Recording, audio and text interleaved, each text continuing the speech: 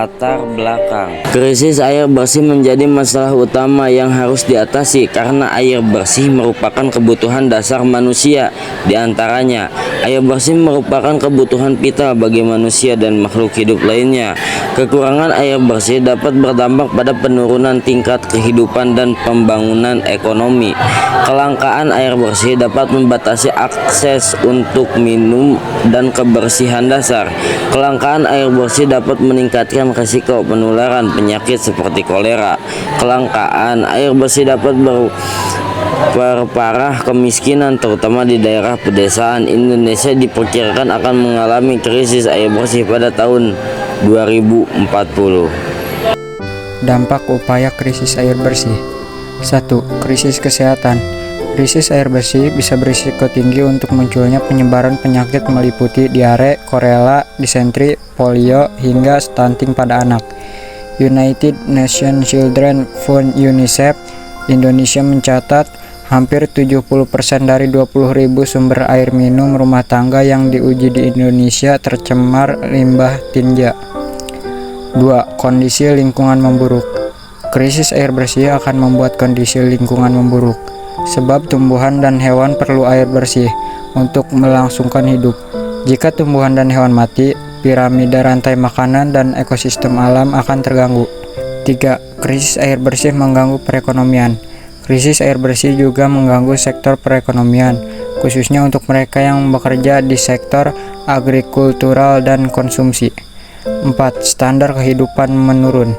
Terjadinya kelangkaan air bersih mengganggu operasional sekolah, rumah sakit, restoran, hotel, dan semua sektor yang membutuhkan air bersih agar kebersihan dan kesehatan terjaga.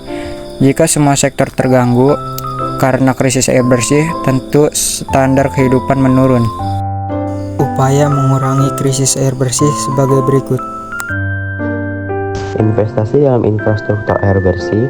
Pemerintah dan pihak berwenang perlu berinvestasi dalam infrastruktur air bersih yang lebih baik. Ini termasuk pembangunan dan pemeliharaan saluran air, instalasi sistem penyaringan air yang efisien, dan pengembangan sumber air alternatif seperti desalinasi air laut. Dengan meningkatkan akses terhadap air bersih, kita dapat mengurangi krisis air secara keseluruhan. Edukasi masyarakat tentang konservasi air.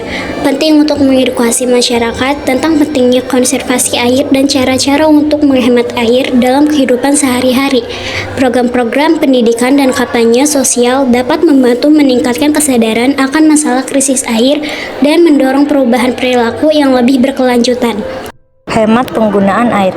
Langkah pertama yang dapat kita lakukan adalah menghemat penggunaan air sehari-hari. Hal ini dapat dilakukan dengan cara sederhana seperti memperbaiki keran yang bocor, mematikan keran saat tidak digunakan, atau mandi dengan menggunakan wadah air yang lebih kecil. Dengan mengurangi pemborosan air, kita dapat membantu menjaga sumber daya air yang ada. Konservasi air hujan. Memanfaatkan air hujan adalah cara yang efektif untuk mengurangi ketergantungan kita pada pasokan air bersih.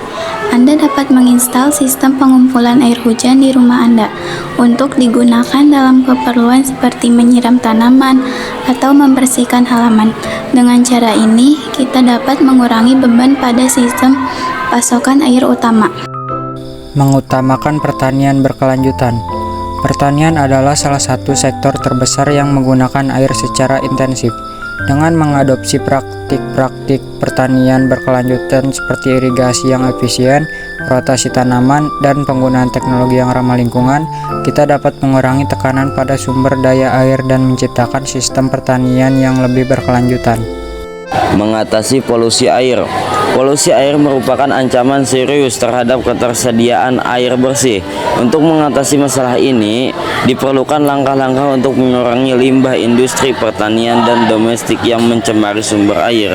Peningkatan pengawasan dan penegakan hukum juga diperlukan untuk memastikan keberlanjutan kualitas air. Berpartisipasi dalam kegiatan sosial dan lingkungan.